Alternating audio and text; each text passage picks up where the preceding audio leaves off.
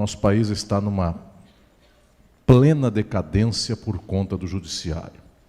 E ainda hoje, as esquerdas do país imaginam que o judiciário salvará a nação se ele for modulado de um modo distinto daquilo que ele é.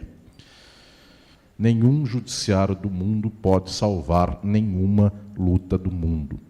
O judiciário é a forma específica da exploração e das dominações do capitalismo.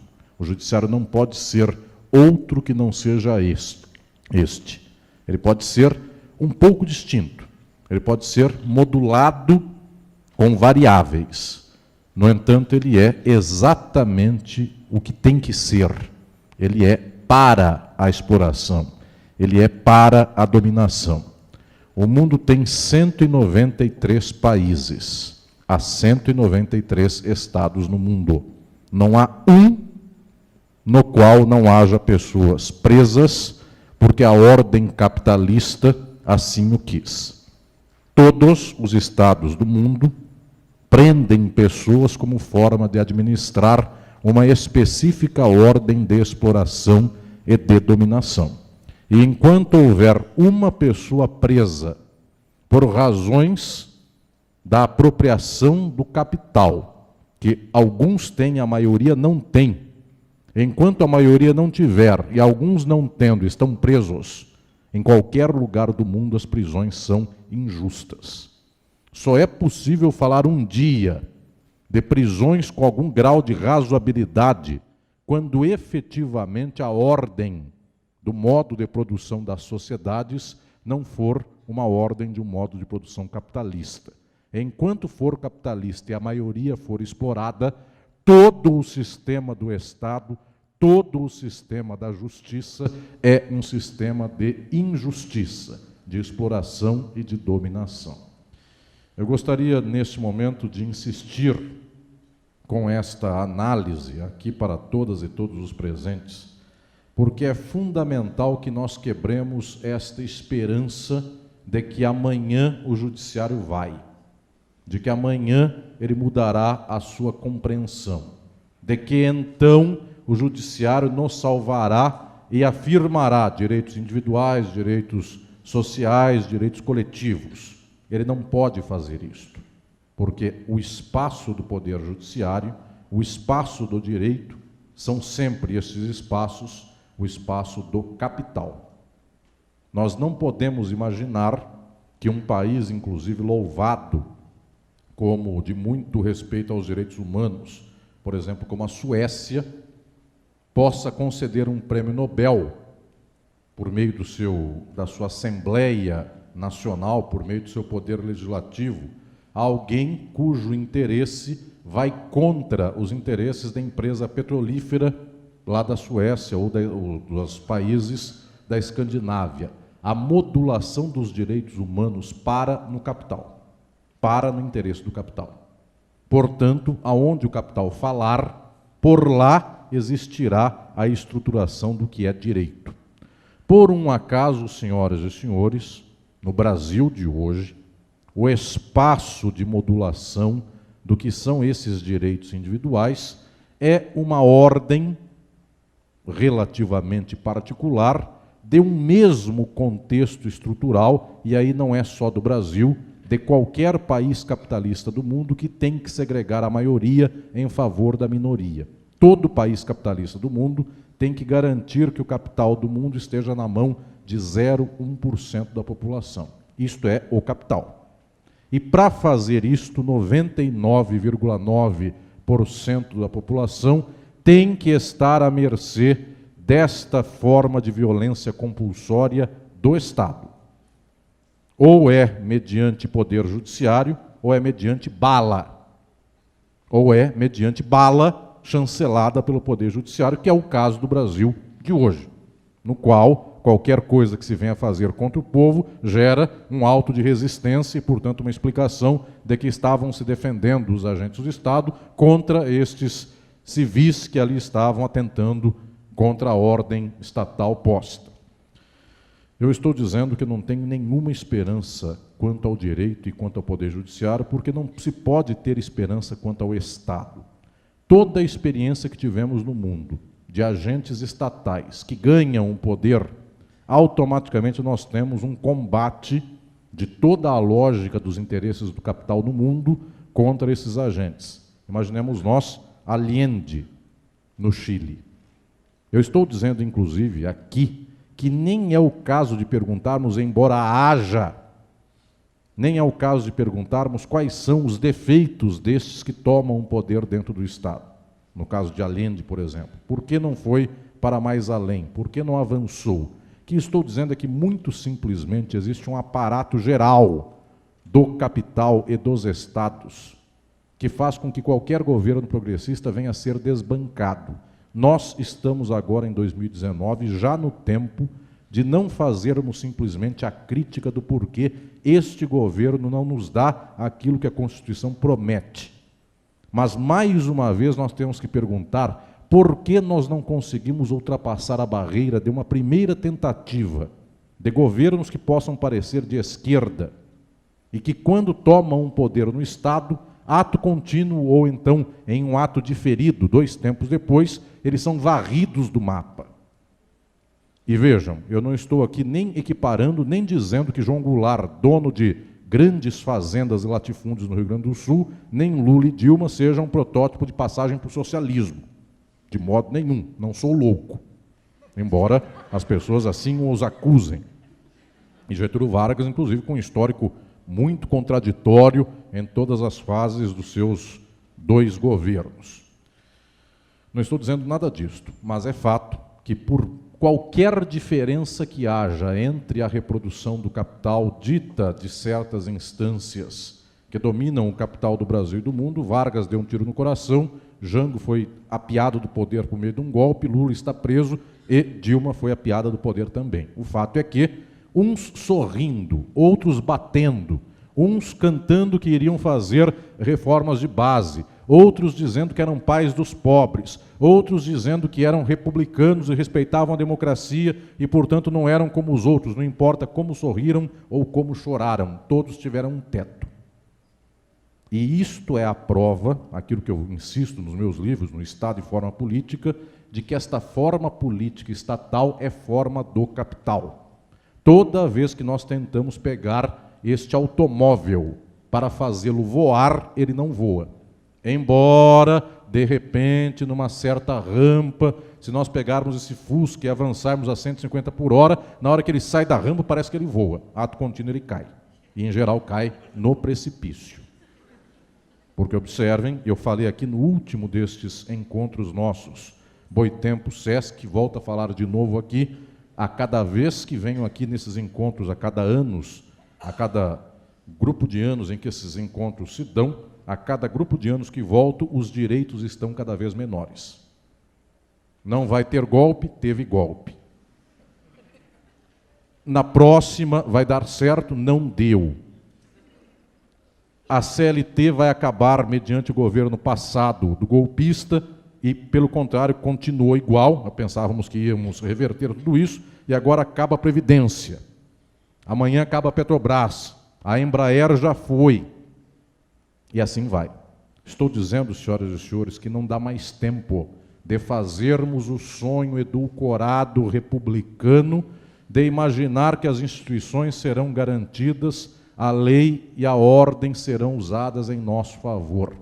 Em qualquer sociedade capitalista, há 200 anos, um pouquinho mais ou um pouquinho menos, estas sociedades só existem para garantir a exploração do capital, a exploração das classes trabalhadoras, a opressão de mulheres, negras e negros, de um enorme número de grupos sociais, os mais variados, movimentos sociais, sindicatos, lideranças de trabalhadores e lideranças de esquerda, porque os senhores não percebem, vejam agora o exemplo da semana no Equador. O que os senhores percebem sempre é uma licença para prender governadoras e governadores de esquerda, mas nunca se dá o oposto. Então não é uma métrica que vai dizer aqui, todos os lados operam igual. Pelo contrário, este jeito muito republicano de lavarmos as mãos e dizermos que há erro de todos os lados, as senhoras e os senhores observem que isto nos leva a esta condição de imaginar que vivemos numa ordem tal que podemos apostar numa mediação desse problema social mediante algo que chegue a um meio termo. Não há meio termo. Nesse livro, Crise e Golpe, o meu mais recente livro, eu insisto com o fato de que não estamos vivendo hoje um tempo, em termos de forma social, nada diferente do que sempre vivemos. A professora Tula e o professor Luiz Eduardo falaram aqui antes de mim, no caso nosso, dos presos de sempre, no caso nosso, daquelas que são as perseguidas e os perseguidos de sempre da sociedade, não é que hoje os estamos vivendo, ou estamos vivendo num momento de perseguição. No Brasil, há 500 anos isso se dá. Portanto, a exceção é a regra. Mas guardem, não é porque a exceção foi um dia constituída. A regra é a exploração. A regra é a opressão. Eu quero aqui também anunciar que só tem um caminho para podermos avançar um pouco para além disso. Alguns países do mundo, quando efetivamente param de apostar em garantias estatais, em enormes intermediações pelo Estado e pelo direito, quando param de depositar seus sonhos em coisas como façamos uma carta constitucional democrática, porque ela nos garantiria, quando param com tudo isto e empoderam o povo, é a única chance que temos de fazer com que alterações sociais, avanços, contradições efetivamente postas para a frente, em termos de luta de classes, de grupos, de movimentos, isto possa ter alguma perenidade, isto possa lograr algum êxito nestas sociedades. Observem, a Argentina democrática dos Kirchner caiu. Veio Macri. É horrível. Mesmo assim, 35% do povo prefere o Macri, passando fome. No Brasil, trocamos Lula e Dilma por Temer e o atual. Não tenho bala aqui para falar nome e colocar na boca em seguida.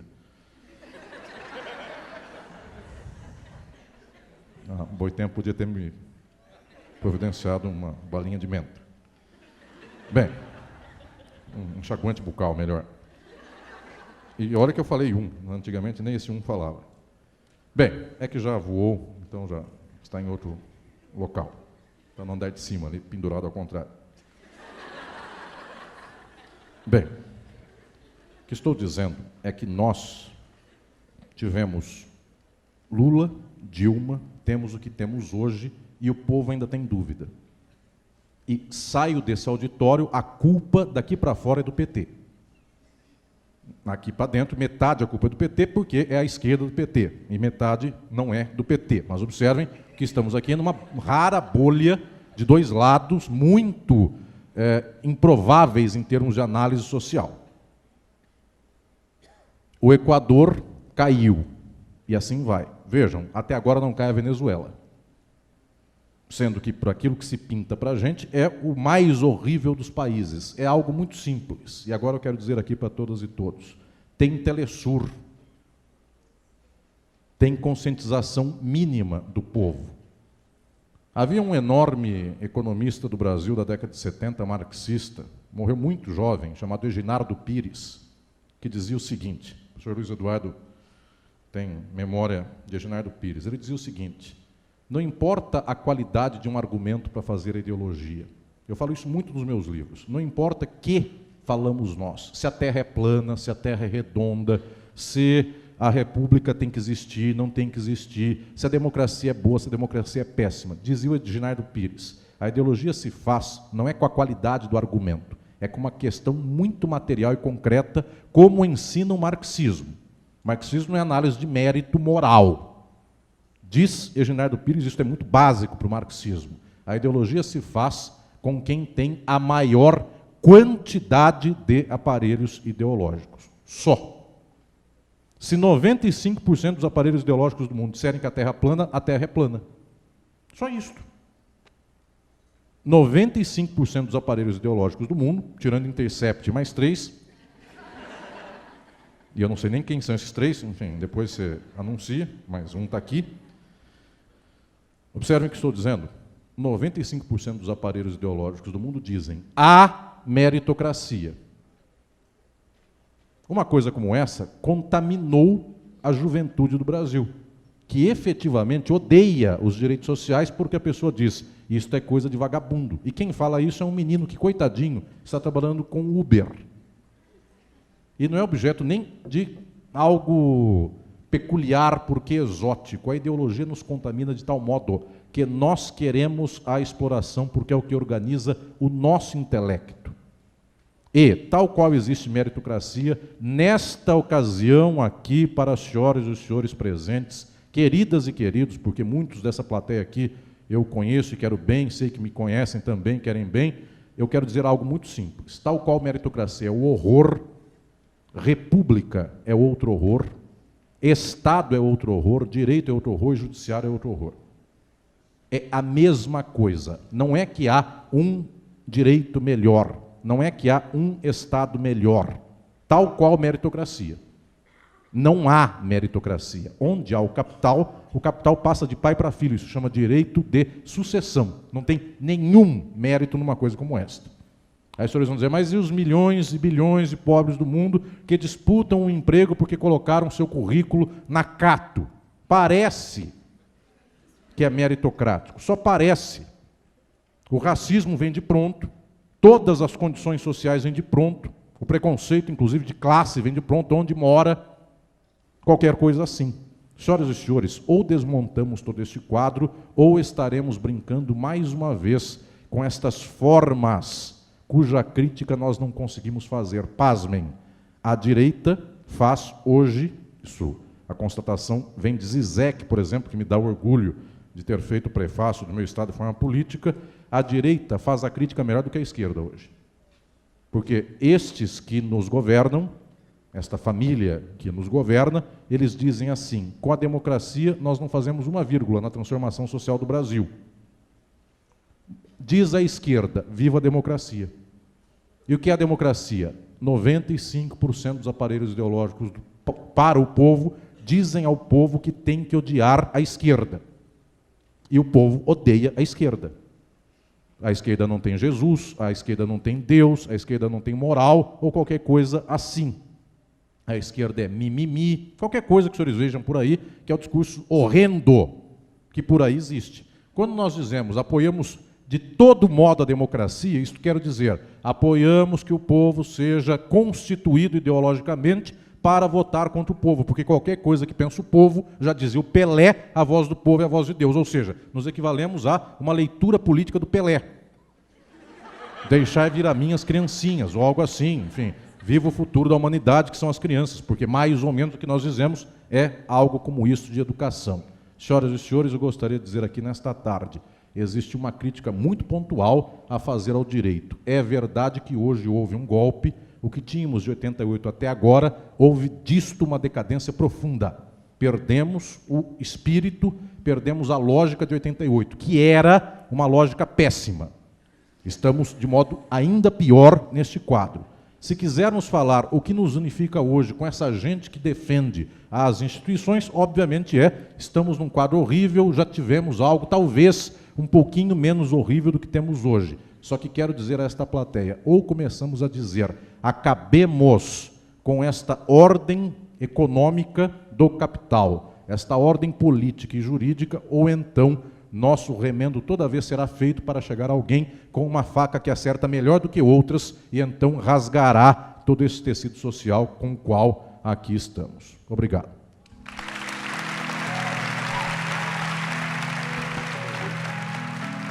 Esta tese que eu tenho aqui no Crise e Golpe é de que por 200 anos o Judiciário do Brasil foi estamento. De tal sorte que o jurista era uma pessoa pernóstica, usava roupa que ninguém usava, falava uma linguagem muito peculiar, que é data máxima venia, coisas assim, tinha